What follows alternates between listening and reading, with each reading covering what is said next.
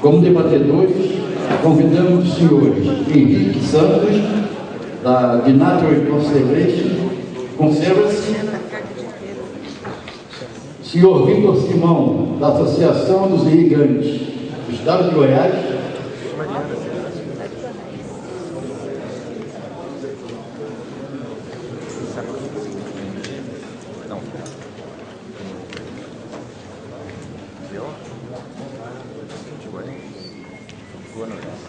o primeiro tema, Código Florestal e Agricultura Irrigada, será apresentado pela advogada, especialista em Direito Ambiental, doutora Samanta Pineda.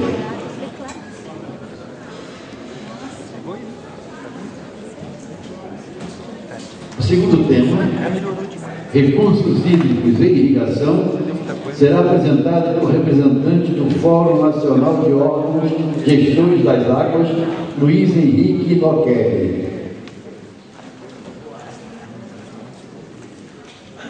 Antes de iniciar o painel, eu queria mostrar uma edição da revista Ciência e Prática, que está aqui para mostrar aos senhores, e que oferece assinatura gratuita pelo site www.getac.com.br. Getac, G-A-G-T-A-C-C. Vamos passar a palavra ao facilitador Wilka para que conduza o painel e, no seu devido tempo, convide a plateia a intervir. Bom dia a todos. É um prazer estar aqui reunidos com vocês para nós podermos debater sobre esse assunto de extrema importância e de oportunidade hoje. Nós vamos aqui estar discutindo a questão de irrigação e meio ambiente. Esse é um assunto extremamente importante. Como você sabe, a agricultura é a grande utilizadora de água do mundo, responsável por cerca de 70% do uso da água do mundo. Muitas vezes até mesmo criticada por isso. Muito embora eu acho que essa água está em muito boas mãos, quando ela está nas mãos da agricultura.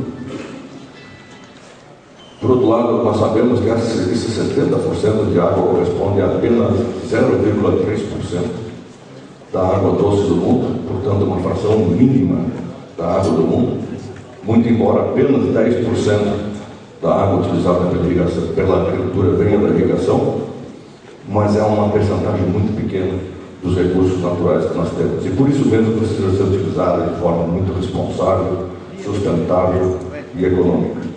E é exatamente sobre isso que nós vamos conduzir esse painel.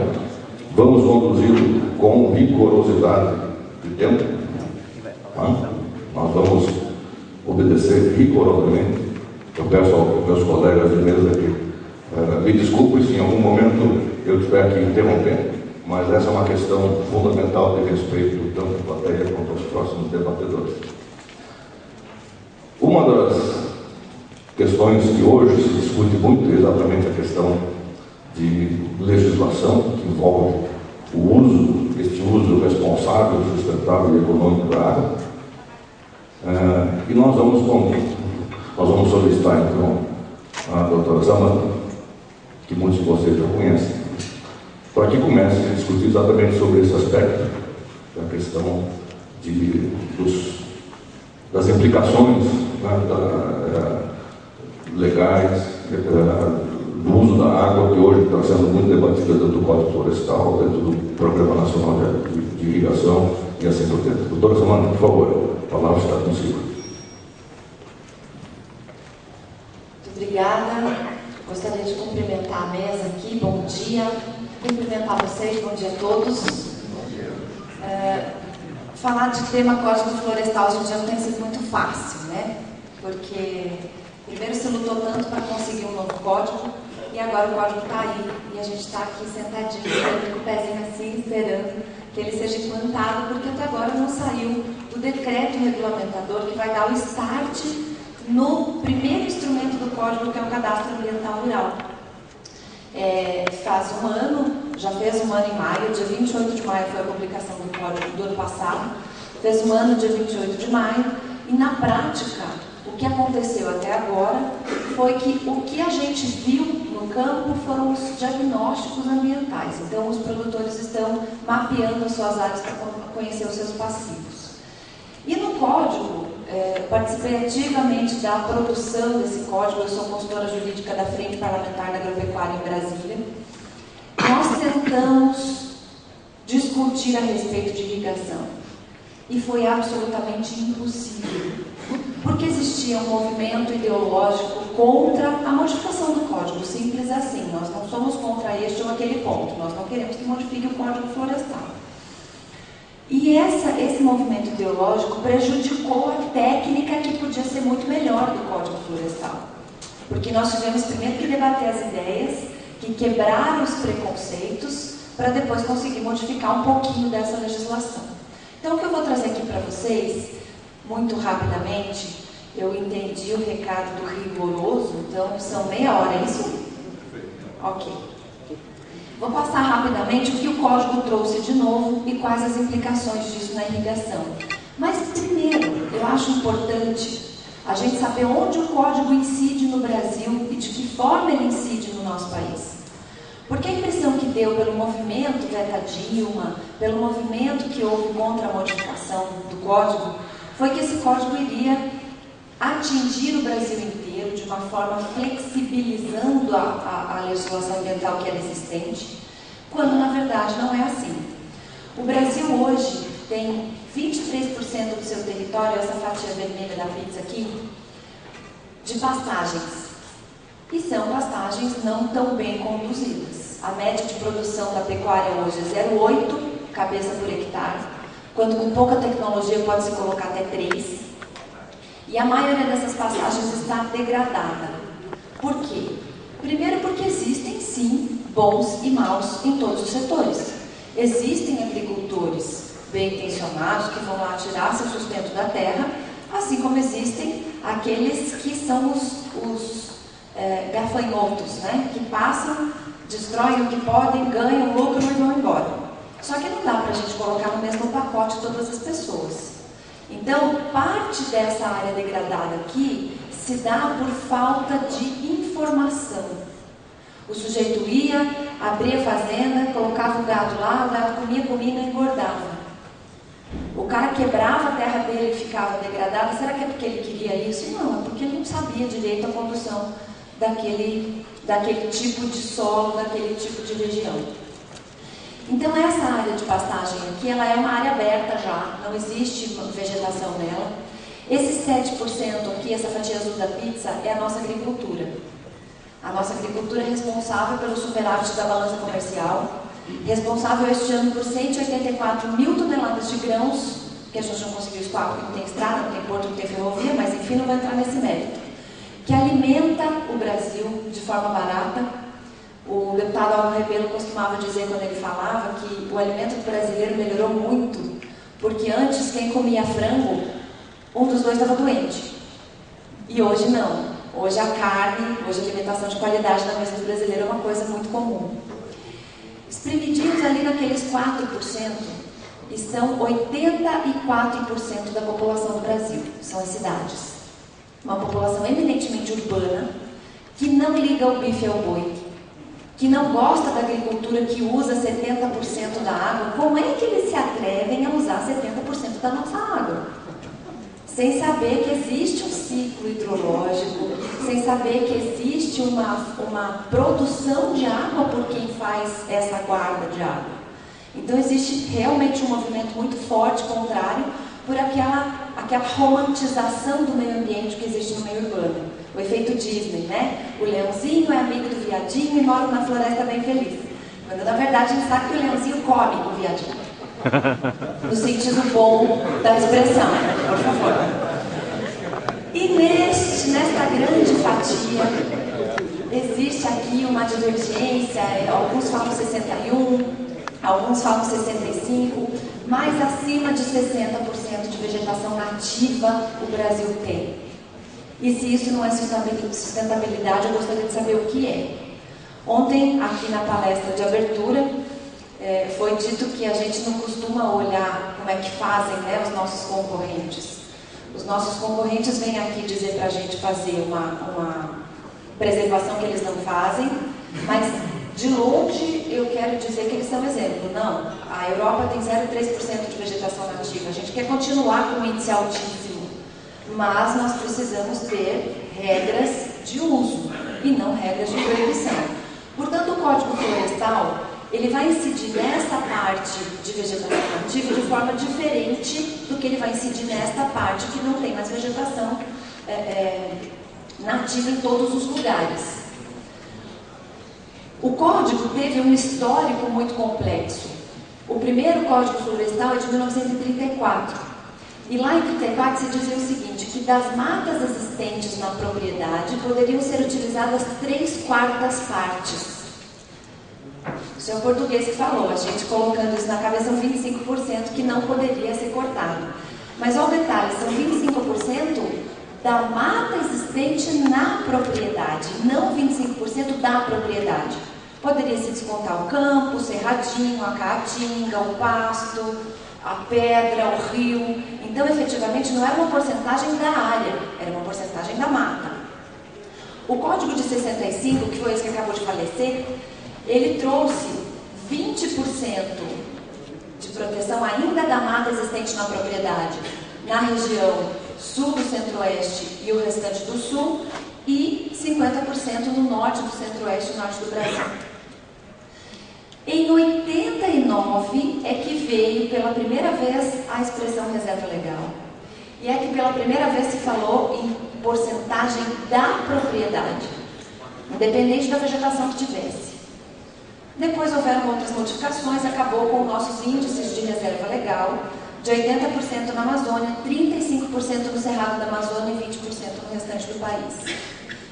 Por que é importante saber esse histórico? Porque hoje, para qualquer liberação de licenciamento, se exige a regularidade ambiental da área. Ah, você quer fazer um projeto de irrigação? Tudo bem. Você tem reserva legal?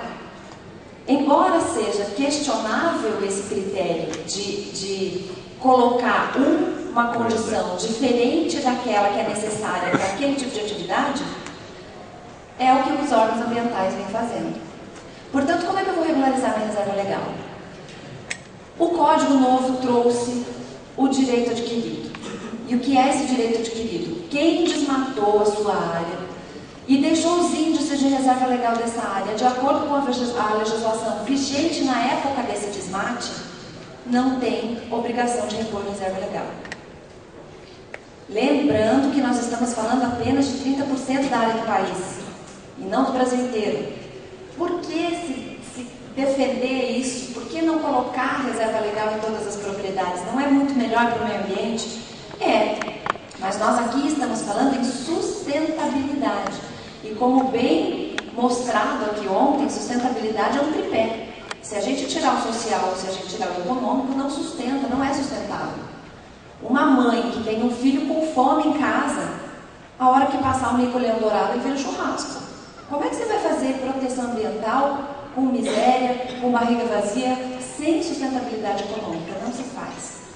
Então, a ideia de resgatar o direito adquirido aqui é dar àqueles que desmataram de acordo com a legislação da época o direito de poder continuar utilizando como vem utilizando nos últimos anos. As modificações também aconteceram nas áreas de preservação permanente, que são as margens dos rios, os domos dos morros, enfim. Lá no Código de 34 se falava em florestas protetoras, mas não se dizia metragem. Em 65, na margem dos rios, o Código protegeu 5 metros para rios de até 10, com um máximo de 100 metros para rios maiores. Em 86 veio uma mudança muito importante, que mudou aqueles 5 para 30 metros. E no direito, a gente tem uma regra importante que não se modifica, não existe direito adquirido com relação a direito indisponível. E o que é indisponível? Você pode dispor daquilo que é seu. Aquilo que não é seu é indisponível e o meio ambiente não é seu. O meio ambiente é de todo mundo. Portanto, a reserva legal, que é uma reserva imposta pela lei na minha propriedade, eu posso ter o direito adquirido. Mas a área de preservação permanente que protege recurso hídrico, que não é meu, é de todo mundo, que protege solo, que não é meu, é de todo mundo, que protege o meio ambiente, a fauna, a biodiversidade, não ter direito adquirido. Então, o sujeito que tinha 5 metros, em 86 ele ficou devendo 25, sem mudar um pé de milho de lugar. Outra mudança muito importante que aconteceu aqui em 86 é que antes a APP contava da borda da calha do rio, do barranco. Em 86 passou a contar de um tal de leito maior. E aí o leito maior, para os irrigantes, foi um pesadelo, né? O que é o raio do leito maior? Toda aquela várzea de margem de rio passou a ser considerada área de preservação. E em área de preservação não se mexe. Então acabou tendo um aumento significativo além daqueles 25 metros.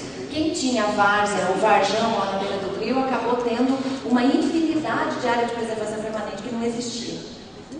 E em 89 foi a mudança do limite máximo, que veio de 100 para 500 metros. Enquanto isso, no Brasil, na sala de justiça, se faziam políticas antagônicas a essa legislação ambiental. Existia lá na década de 50, teve um surto de malária aqui, na época da abertura das estradas de ferro, e existia um incentivo do governo para você desmatar até a beira do rio para combater o mosquito. Fora isso, o novo Código Florestal veio com regras novas e tal, e em 70, na década de 70, o governo lançou um programa chamado Integrar para Não Entregar. Homens sem terra para terra sem homens. Vão para a Amazônia, a gente dá o título para vocês, glebas de 2.500 hectares. E a condição para você ter o título definitivo é você desmatar metade. Se não desmatar metade, eu te tomo a terra. Sem critério, sem orientação, sem pesquisa.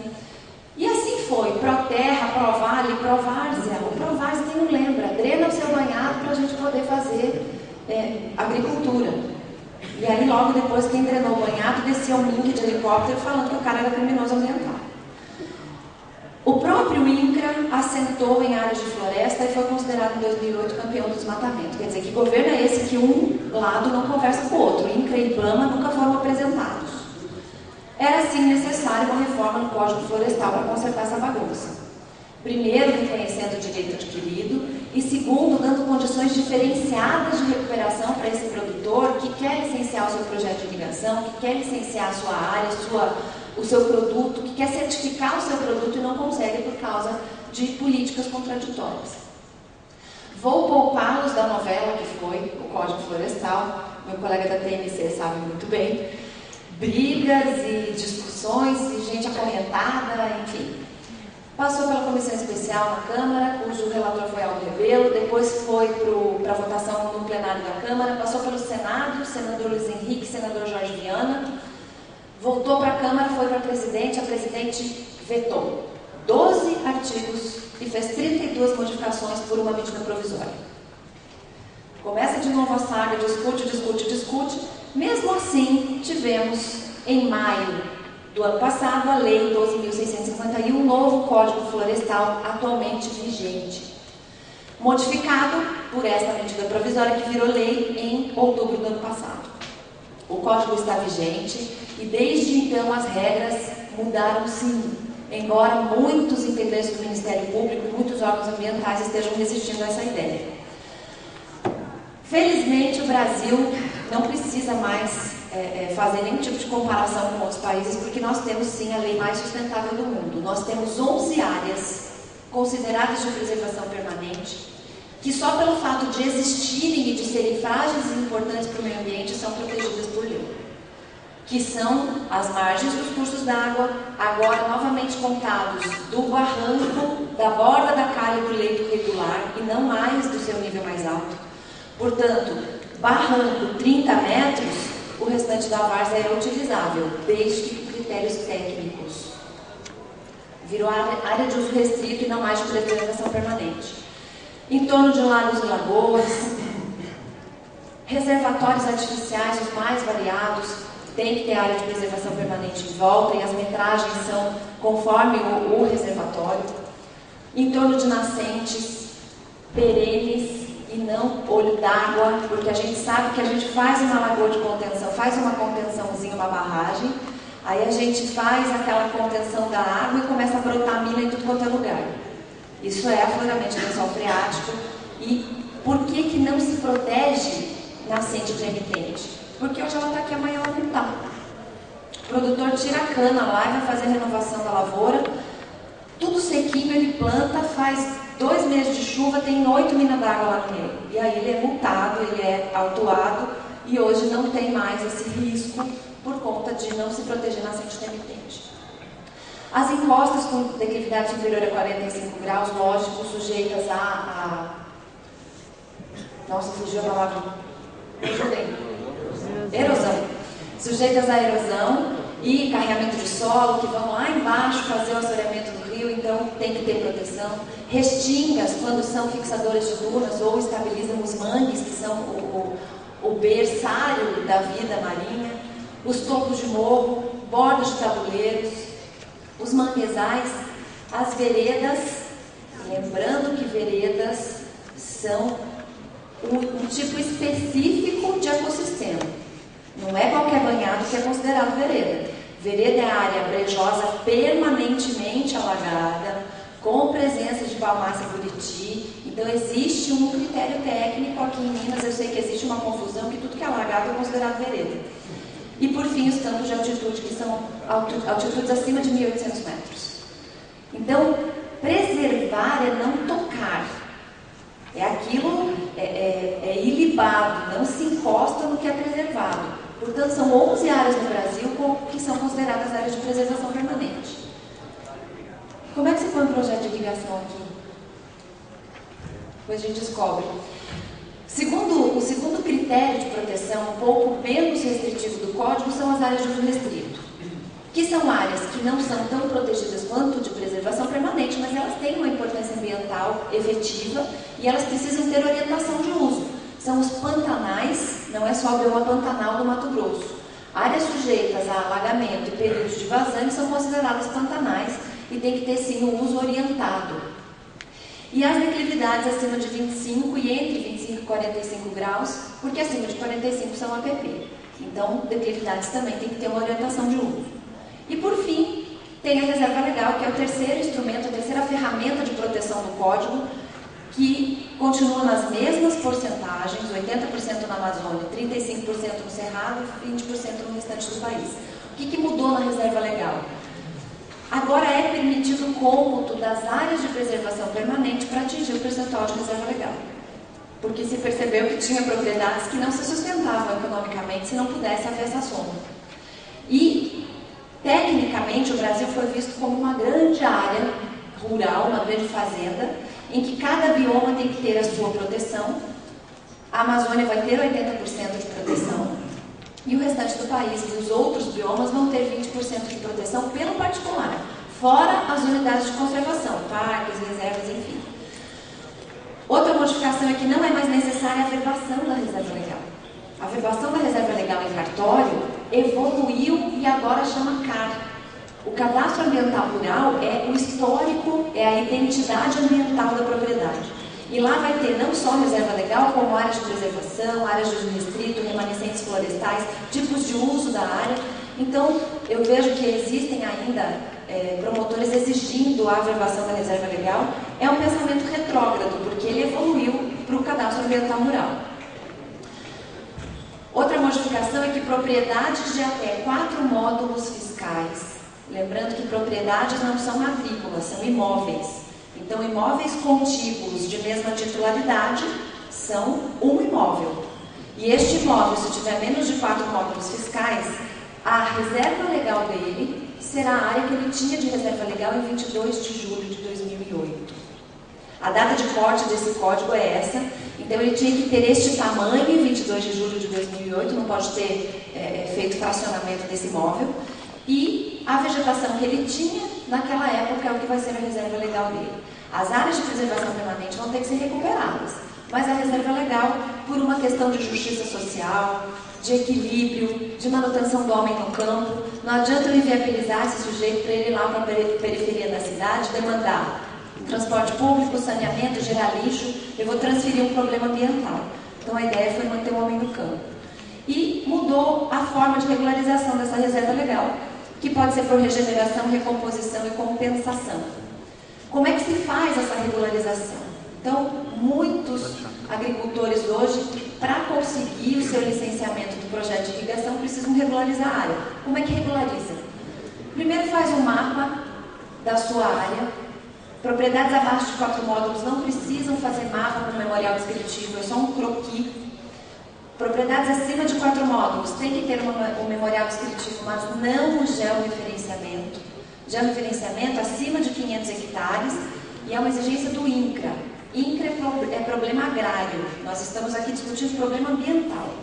Então foi separado isso. Mapa de uso do solo com coordenadas geográficas, não georreferenciamento. Levantamento do bioma em que se encontra, já vou mostrar um mapinha de biomas aqui.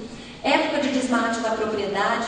Com essa época de desmate, e se souber o bioma, vai saber se enquadra naquela regra do direito adquirido. Fez a identificação das áreas de baixa produtividade para saber se pode recompor ali na sua área, se é mais vantajoso recuperar uma área de reserva. E faz a escolha da melhor opção de regularização. Importante saber que o cadastro ambiental rural, ele vai ter que conhecer essas oportunidades dadas pela lei para que ele seja o menos gravoso possível para o produtor. Então, como se fez essa regra de APP, reserva legal, aumentou-se a proteção pelas áreas de uso restrito que não existiam no código anterior, o que mudou?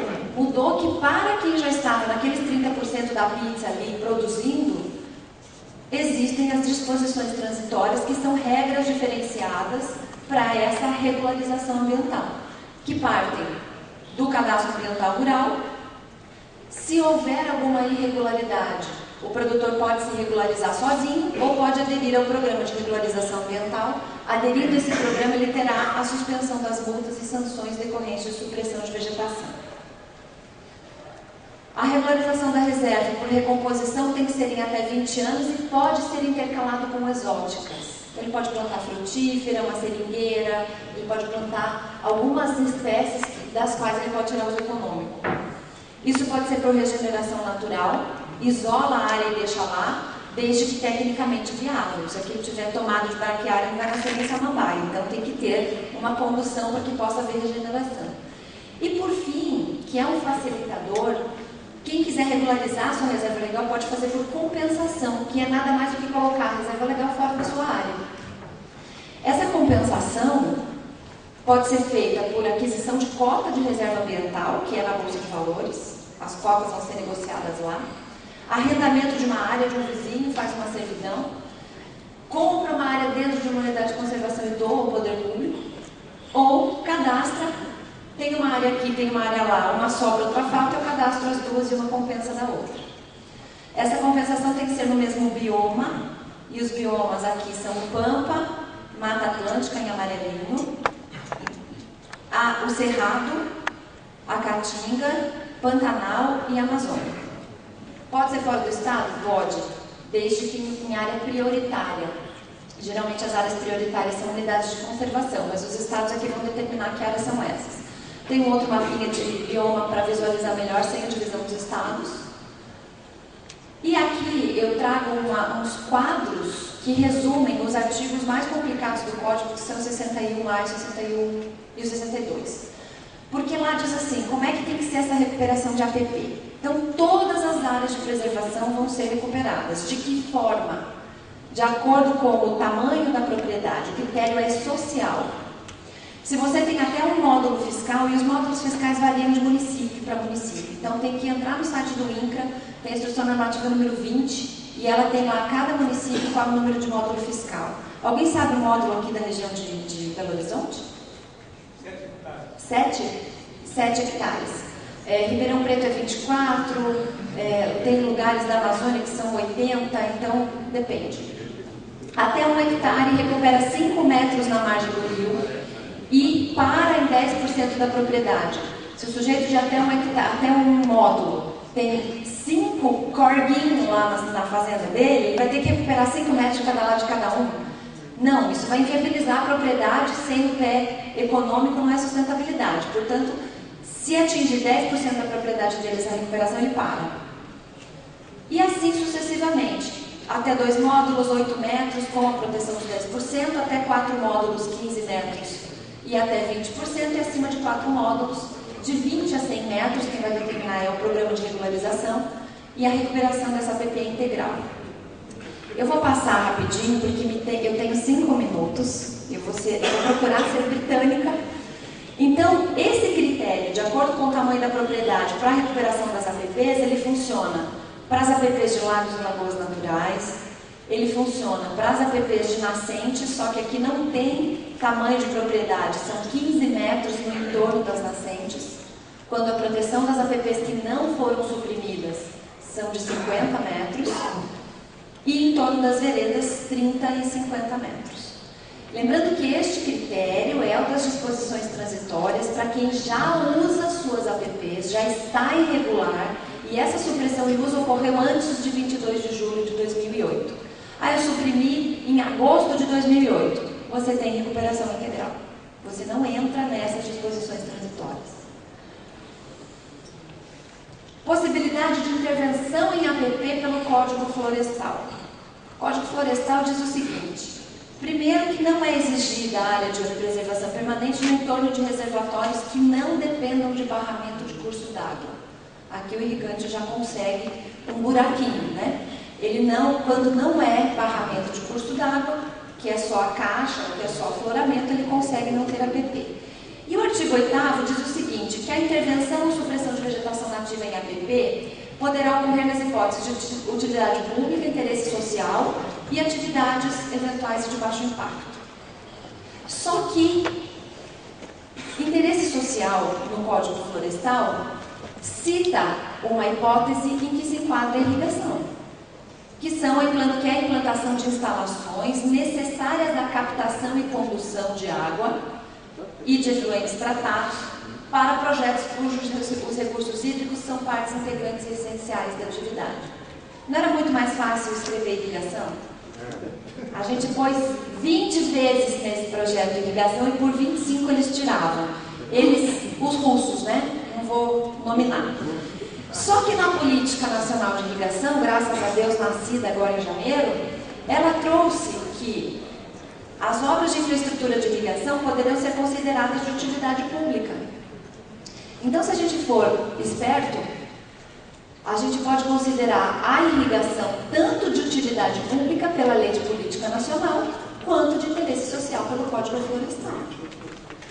Porque se alguém aqui me disser que produção de alimento não é interesse social, eu vou querer ouvir os fundamentos. A implantação dos projetos depende de licenciamento, de fato, depende de licenciamento ambiental, e aqui diz quando exigido em legislação. Olha, não vamos ser ingênuos, todas as legislações, se não tem aí explícito na federal, tem na estadual, na municipal. Então, depende sim de licenciamento e de outorga. O órgão responsável por isso colocará um prazo máximo de concessão de licença. Estou rezando para que isso aconteça, porque eu nunca vi. Não existe prazo, a gente tem que cutucar o órgão para sair esse licenciamento, porque às vezes passa muito, a gente está com o investimento pronto e não consegue licenciar. E por fim, essa declaração de utilidade pública aqui não é tão simples assim, porque é quando declarada pelo Poder Público Federal. Ou se vai fazer uma declaração coletiva genérica, ou isso aqui não vai adiantar nada. Nós vamos sair pelo Código Florestal, que fala que a atividade pode ser de interesse social. Eu trago para vocês uma visão do CAR, só para a gente quebrar um pouquinho o mistério, né? O CAR ainda não foi colocado em prática. Existe um projeto piloto em Goiás e um projeto piloto no Rio Grande do Sul. No Rio de Janeiro, desculpa. Isso é influência do gaúcho que veio comigo aqui, falando que no Mato Grosso estava na frente da legislação de irrigação. O CAR é um cadastro declaratório, assim como o imposto de renda. Entra no site, faz o CAR, recebe o comprovante de que mandou e está tudo certo. Ele vai dar imagens, o sistema vai dar imagens de 1 para 5. Então, na hora que você colocar suas coordenadas geográficas de perímetro da propriedade, ele já vai identificar o rio perto de você, ele te dá essa imagem, identifica as suas áreas de preservação, seus remanescentes florestais e te dá um resumo desta situação, onde você informa todas as situações, o que tem de APP, o que tem de reserva, o que tem de remanescente, de área de uso restrito, qual é o uso. Então o CAR é uma evolução da simples informação lá na matrícula, aquela verbação na matrícula da reserva legal. Hoje ainda tem corregedorias de Estado dizendo para os seus cartórios exigirem a verbação da reserva legal, mas não faz sentido. E por fim você recebe um documento. 2 minutos, ok. Por fim você recebe um documento de inscrição no SICAR. Feito isso, o irrigante tem condição de buscar sem nenhum empecilho seu licenciamento. Por quê? Porque a propriedade está quite com, mas ele não tem ainda APP. Ele tem o programa de regularização para aderir, para fazer essa regularização no tempo que a lei nova lhe deu. Então, se nós juntarmos o Código Florestal com a Política Nacional de Irrigação, a gente consegue uma viabilidade muito melhor para conseguir o projeto, o licenciamento do projeto. Por fim, eu deixo uma mensagem nos meus últimos 2 minutos, que nós somos uma classe muito desunida, né? Eu quero primeiro parabenizar o pessoal da irrigação, o pessoal do Ministério, lutadores, conseguiram atropelar as coisas, não, a gente vai fazer, criar uma frente parlamentar da irrigação, conseguir uma política nacional, e a mensagem é que se nós nos unirmos, o rebanho unido deixa o leão dormir com fome, né? Se nós nos unirmos, a gente vai conseguir um resultado muito melhor para atingir, sim, essa tão sonhada sustentabilidade, porque a irrigação é uma prática ambientalmente correta. Deixo os meus contatos, fico à disposição. Muito obrigada.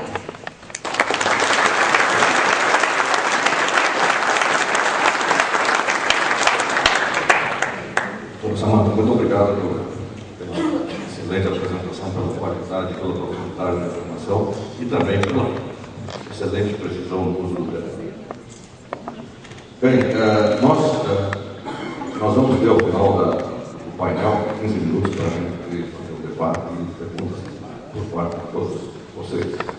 Então, guardem as suas perguntas para o final, por favor. Bem, nós falamos no início a questão da relação da importância da agricultura no uso dos recursos hídricos a nível mundial. E nós gostaríamos agora de pedir, então, ao senhor Luiz Henrique Kelly, do Fórum Nacional de Ordem de Gestores das Águas, que nos aborde a respeito desse assunto e dessa importante relação entre recursos hídricos e irrigação. Ok. Bom dia a todos. Obrigado por ter convidado a parte de gerenciamento